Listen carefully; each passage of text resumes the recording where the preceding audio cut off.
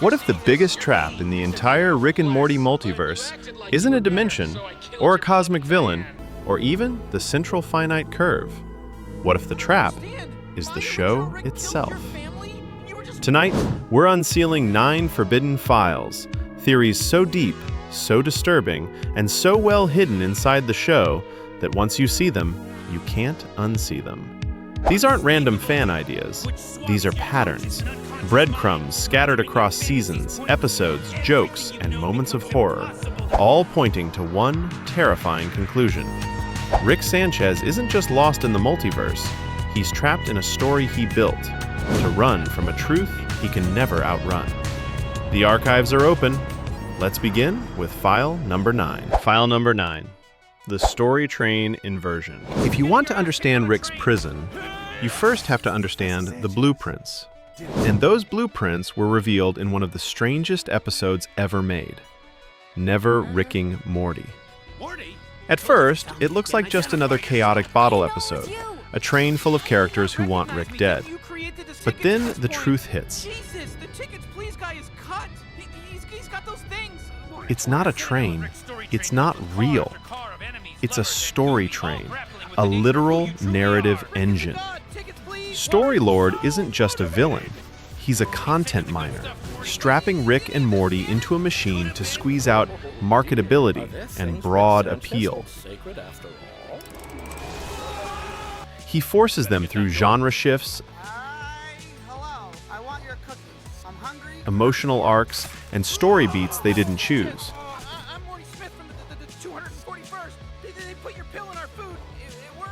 That's your first clue. This universe has rules, storytelling rules. But here's the deeper, forbidden layer. The train itself is modeled after Dan Harmon's story circle, the formula he uses to write every narrative. That means Rick and Morty aren't just stuck in a story, they're stuck in a formula. The episode ends with a fake-out. The whole train was just a toy, and Rick mocks Morty for buying it. Love money so much, Morty. You being sarcastic? Merchandise, Morty. Your only purpose in life is to buy and consume merchandise. But the joke is the point. Rick didn't escape the story train. The entire show is the story train. Every adventure, Why? So you can do stuff like this? every arc, every reset, all fuel for a machine that must never stop running. The villain isn't Storylord. The villain is the engine, the need for a story. And deep down, Rick knows. He's one bad episode away from being canceled. File number 8. The Fear Hole Paradox. If the story train shows us the prison's structure, the fear hole shows us its methods. Season 7's finale, Fear No Mort, seems simple. Morty confronts his greatest fear inside a sentient hole at Denny's. Except, nothing inside that hole can be trusted. It fakes escapes. That's exactly what I was thinking. You never left the hole? Maybe we were born here. Come on, we're gonna get through this. It fakes worlds. It fakes breakthroughs. It fakes growth.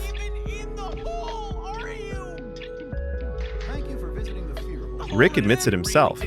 We can never be 100% sure we're out. And that line changed everything. Because the darkest theory says they never left. That's right. Everything after Season 7 may still be inside the hole. The hole doesn't just show you your worst fear, it shows you the version of your life you're most willing to believe. For Morty, that's independence. For Rick, that's Diane, alive and well. And here's the forbidden twist. Some fans think Rick died in that hole, devoured by his own fear. And the Rick we're watching now is a replacement from another timeline.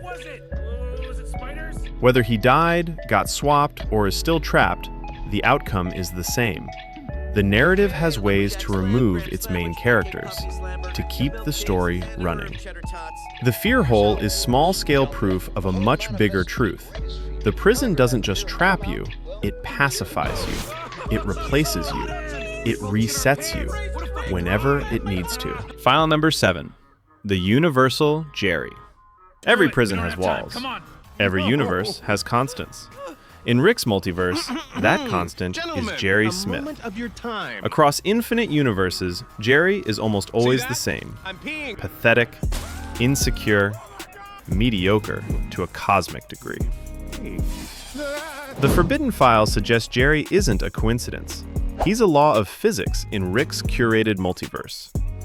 Think about the Central Finite Curve, a slice of infinity where Rick is always the smartest man alive. But no one ever asks the other half of that question. If Rick is always at the top, who must always be at the bottom? Jerry. What are you guys talking about? Apparently nothing. You asked them if Pluto's a planet. The theory says Rick intentionally avoided universes with confident, successful Jerrys, because a good Jerry threatens him more than any villain. A competent Jerry means a happier Beth, a stable family, a version of reality where Rick isn't needed, a version where Rick is irrelevant. Jerry is the baseline of Rick's world, the cosmic floor Rick built so he always has someone lower than him. Jerry is the multiverse's dark matter, unappreciated, invisible, holding everything in place. And Rick is the one who locked him there. I love that I don't get it. File number 6, the Poopybutthole Anomaly. If Jerry is the constant, Mr. Poopybutthole is the glitch. He enters the story in Total Recall, an episode about parasites who implant false memories. The rule was simple. Good memories equals parasite. Bad memories equals real. Beth has only good memories of Mr. Poopybutthole, so she shoots him. He bleeds. He screams. He's real. Or is he? This has gone far enough. We have been really cruel to you in your time of need. Because what kind of real character appears with no introduction, invades memories, You hit them harder, and foam fists don't make you strong. survives gunshots, breaks the fourth wall, talks directly to the audience, shows up in intro sequences, and lives outside the show's emotional logic. The penetrating theory, the most forbidden version, is this. Mr. Poopybutthole is a Morty. A Morty who evolved. A Morty who transcended Rick. A Morty who learned to jump timelines and insert himself wherever he wants. Whether he's a reality hopper, a memory parasite, or a Morty gone wrong, the real truth is simple. He proves the walls of Rick's prison aren't solid. They leak. They crack. And sometimes they talk directly to us. File number 5. The Morty War. Most prisons control people with fear. Rick's prison controls them with Mortys. The Citadel isn't a government. It's a factory farm. Mortys are used as labor, soldiers, distraction, brainwave camouflage, fuel for Rick's ego. And in that system, a rebellion was born. Evil Morty wasn't a glitch. He was the first Morty who understood the system. He campaigned for Morty rights. He manipulated the entire Citadel. He outsmarted thousands of Ricks. He destroyed the Citadel's dimensional engine, and he broke through the Central Finite Curve. His gold portal wasn't just a new color. It was a jailbreak, a way out of Rick's cage. And once one prisoner escapes, the prison can never contain the rest. The Morty War isn't over. It's just dormant, waiting. File number 4. The Kyle Precedent. Every long-lasting system of control has a dark origin. For the Rick-Morty pairing, that origin might be a single name. Kyle. Kyle appears in whispers, hints, and throwaway lines, but the implications are chilling.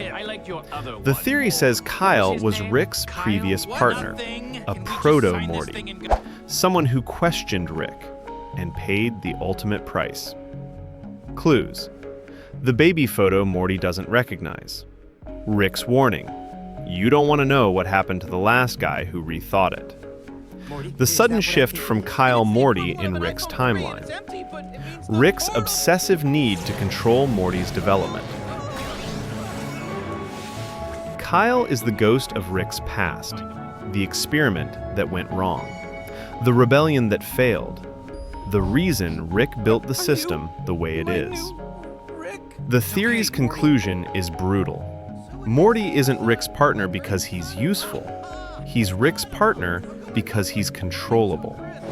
Kyle proved what happens when a partner isn't. The Central Finite Curve, Rick's hierarchy, the Citadel, all of it may be Rick making sure another Kyle never happens again. File number 3, the closed loop. What if free will in Rick and Morty is just a special effect? What if the entire show, all 7 seasons, is a closed loop designed to look like growth while resetting every time? What, Rick? What's going on? I got a surprise for you, Morty. Evidence. Characters grow emotionally, then reset next episode. Major arcs conclude, but the family dynamic stays identical. The Vat of Acid episode reveals Rick can overwrite Morty's and collapse timelines. Evil Morty behaves like he's seen the script before. The story train isn't a joke, it's a warning. The loop theory says, every choice is predetermined, every evolution is temporary, every escape is part of the script. Rick isn't free. Morty isn't free. No one is free. They're just running laps in a cosmic maze. And the one who suffers the most? Rick. He killed Rick Prime. He won his revenge arc. And immediately, he became purposeless. He reached the end of his story, and the writers had to reboot him. He has no destiny, only a loop. Happy ending where you're young forever and presumably always fucking drives me insane. File number 2, Evil Morty's Great Escape. In a prison of infinite walls, there's always one inmate who figures out the exit. In the Rick and Morty multiverse, that inmate is Evil Morty. He's the only character who saw the system for what it was. A cage for Morty's. A throne for Rick's. A story engine built to keep Rick in power, and he broke it. He didn't escape a dimension. He escaped the entire design. He broke through the curve, entered the true multiverse, built a sanctuary, survived outside Rick's influence. And when he returned, he learned the Omega device, a weapon that erases you from all realities. Now he's free, untouchable, and he holds the secrets to the one weapon that can end a god. Evil Morty isn't a villain. He's a jailbreak, a message, proof that the walls can be broken. File number 1, Rick's self-imposed prison. The final truth, the theory that connects everything. Every forbidden file builds to one devastating idea: the Central Finite Curve, the story train, the fear hole, the Morty war, the loops, the constants, the glitches. They all point to a single conclusion. Rick didn't build the Central Finite Curve to escape his enemies. He built it to escape Morty. Not the boy, the idea of Morty. A Morty who might grow up. A Morty who stops needing him. A Morty who surpasses him. A Morty who walks away. A Morty who becomes Evil Morty.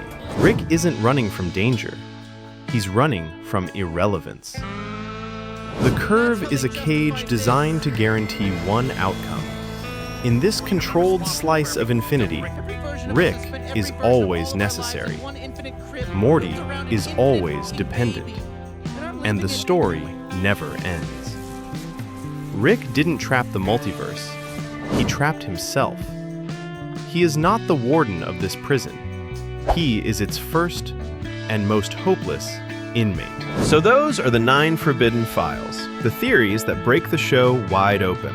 If these theories are true, Rick Sanchez might be the smartest man in the universe, but he's also the loneliest prisoner in it. loneliness. Enjoy this toilet. But what do you think? Did we crack the show's biggest secret? Or is there another forbidden file we still need to open? Drop your wildest theory in the comments. And if you want more deep dives into the dark corners of Rick and Morty lore, subscribe, hit the bell, and escape the curve with us.